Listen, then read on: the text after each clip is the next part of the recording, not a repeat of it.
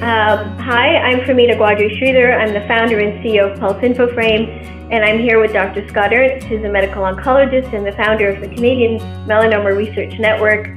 Scott and I have worked together for about 15 years, and this has been his passion to really create a mechanism for people to collaborate. The question I want to ask, but I'm going to start with a little bit of a history. When we started working together, the data that we were collecting was really focused on what I'll call phase 3B and 4, going into sort of the post-marketing part of collecting data, where we were focused very much on pricing, reimbursement, understanding the impact on patients directly through patient-reported outcome measures. And we were able to utilize the data to conduct some cost-effectiveness analysis, looking at the cost of treatment, etc. As I think about the evolution of both technology, but also some of the challenges that face the pharmaceutical industry with respect to drug development, the cost of drug development, one of the things I wanted to talk about is, the utilization of the platform to support sort of early R&D, where we're collecting natural history, maybe in some of the rare oncologies, and then when patients are not eligible for studies, putting them into the registry, and ultimately when patients come off those studies, they can go into the registry for long-term follow-up.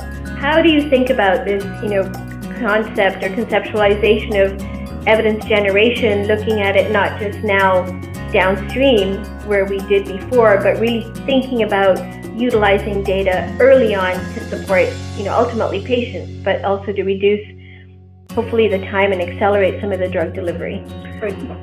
Yeah, I think there is a real opportunity to be proactive in terms of drug development and utilization across the country.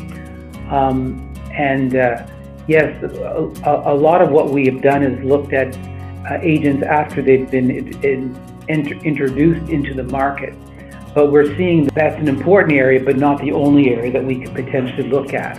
One area that we have already looked at is when a drug is first introduced to a country, it's not necessarily picked up by the different government funding agencies, and often it's made available through special patient access programs.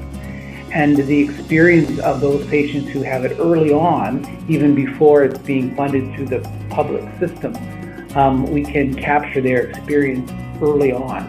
And not just their outcomes, but also what's really important when drugs are introduced early is to track very closely toxicity. Because again, in drug development, it's really only a few patients actually have exposure to the agent.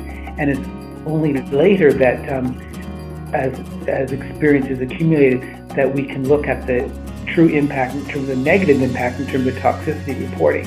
And so that's something that we can potentially do through this platform. And yes, the other big area is identifying subpopulations which are uncommon, for which clinical trials development tends to overlook.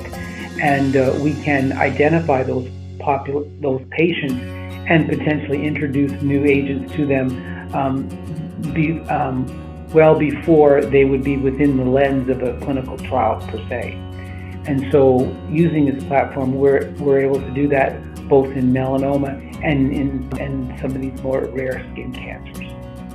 Great, terrific. So I think, again, this points to the evolution in thinking too, right? The traditional way of thinking about the mainstay of clinical trials, but also looking at innovation with comparator cohorts, external controls, and other, I'd say, adjunct uses of real-world data to really support, the determination of whether or not a molecule can come to market.